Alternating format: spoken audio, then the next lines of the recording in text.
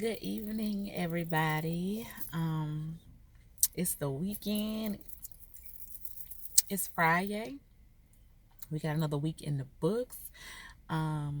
We are closing out the end of a fun week that the kids have had. Dr. Seuss week, Dr. Seuss birthday. We observed all of this to highlight child literacy, and that's something that I'm very passionate about. Um, so I still encourage you guys to read with your kids 30 minutes each day. Have your kids, if they are struggling, have them read to you for 30 minutes each day. This is a small investment in their education, in their future. This small act can change the game for your kids. Most children are unfortunately reading below their grade level. Reading constantly, consistently changes the game. So I urge you guys to motivate your kids to read, read, read, read. Remind your kids these three things always. Tell them you love them. Tell them you are proud of them. Tell them you believe in them. And one more thing, tell them you appreciate their effort. My sister Cass and I were talking about effort a couple days ago when it comes to kids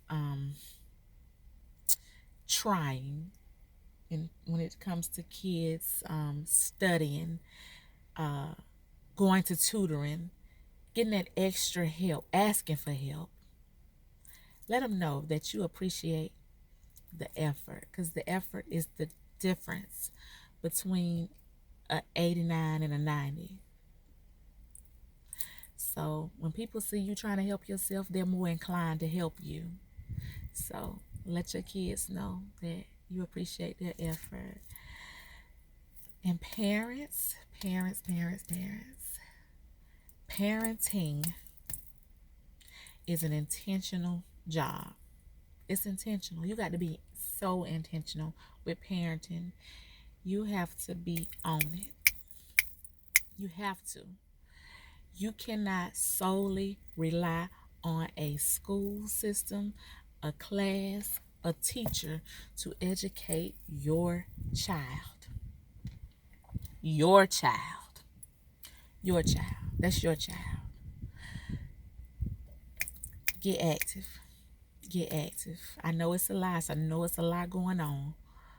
But these things are worth your time, worth your attention. Your kids are important. Our kids are important. Our kids deserve better. We have to give them better.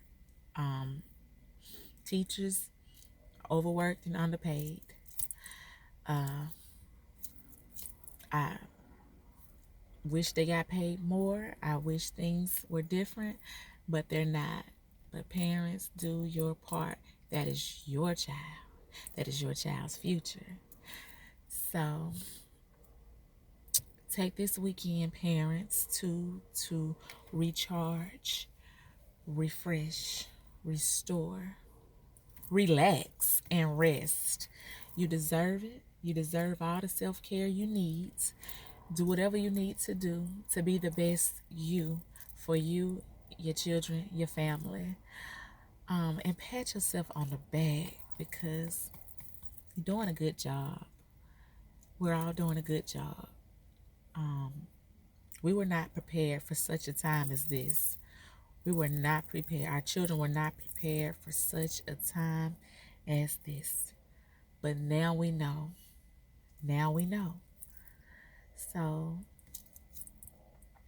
anyway, to switch gears again, I am going to have to reinforce voting, registering to vote, protecting the vote, staying motivated to vote. Voter turnout. Voter turnout is key. You can register all you want, but if you don't show up to those polls, you're doing a disservice. A disservice. So please make sure that you are doing what you need to do. That if you have made sure that you were not purged off the polls, that if you moved, you know where to vote, that you participate in early voting. We have two elections coming up. The first election is the primary election, which is May 24th. The second election, which is the general election, is November the 8th. We have to change the lawmakers. If they don't change the laws that help us, that support us, the laws that we vote them to in position to make. And we always think that the presidential election is the most important election. No, it is not. The election closest home is the most important election to you. And so with that being said, we elected this president. Now we need to elect his team, the people who are going to help him get his policies passed. And so that's where you come in at. You matter, your vote matters. If it didn't, they wouldn't try so hard to suppress the vote. They wouldn't try so hard to disenfranchise certain voters. So make sure you're registered, your family registered, your kids, they up and coming seniors, and they'll be 18. Make sure they're registered to vote. We just can't be idle in government. We can't be idle about legislation. As we've seen just recently, they just passed a federal lynching bill, like just did it. After 200 attempts. Who are these people that didn't see fit to pass this legislation the first time? These are elected officials. So your vote matters. Also, we're on the brink of history because of the vote. Judge Ketanji Brown Jackson will be the next Supreme Court Justice. That's because you voted, your vote mattered. And so things are changing slowly, but certainly. So let's get involved, let's get active again in the electoral process. And let's just pray for peace everywhere for everybody. Peace. Protect peace. Anywho, you guys have a wonderful weekend. Love, light, and peace. Love, light, and peace. Love, light, and peace to everybody under the sound of my voice. And we pray that God guides, and blesses you richly, especially for this Lent season. It is Lent. Sacrifice, pray, cleansing, renewal, all of that good stuff. Have a wonderful weekend.